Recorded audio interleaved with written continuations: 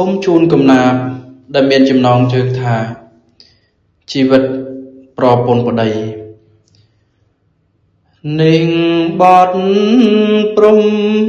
កិតពីប្រេងព្រឹកចាចង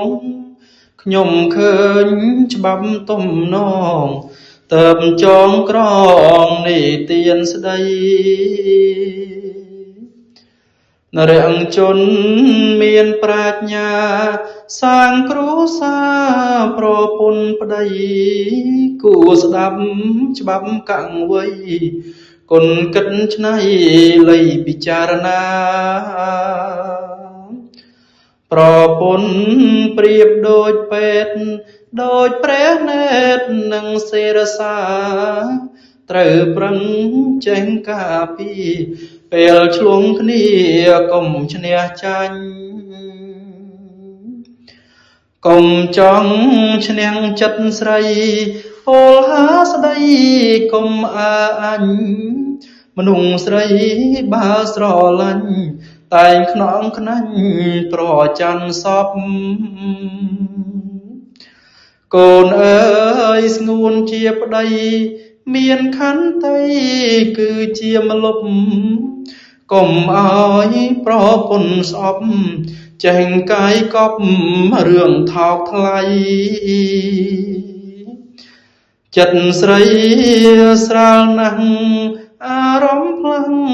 តាមសំដីសរសើរលួចអក្រៃបើបំភ័យឆាប់ស្លន់ចិត្តស្រីលំបាកស្មាន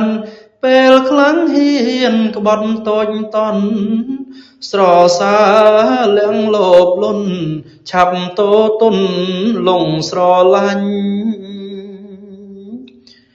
ជីវិតប្រពន្ធប្តីនិយាយស្ដីកុំអើអញ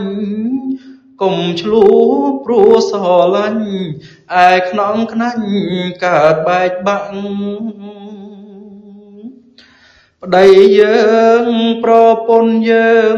ទោះរុងរឿងឬអាប់លាក់អាស្រ័យកូនពីរនាក់យល់ជឿជាក់ប្តីប្រពន្ធហើយនាងជាប្រពន្ធកុំលបលន់ហុងវិស័យចង់បានទ្រព្យធនអ្វីកុំប្រើប្តីហុងមេត្រា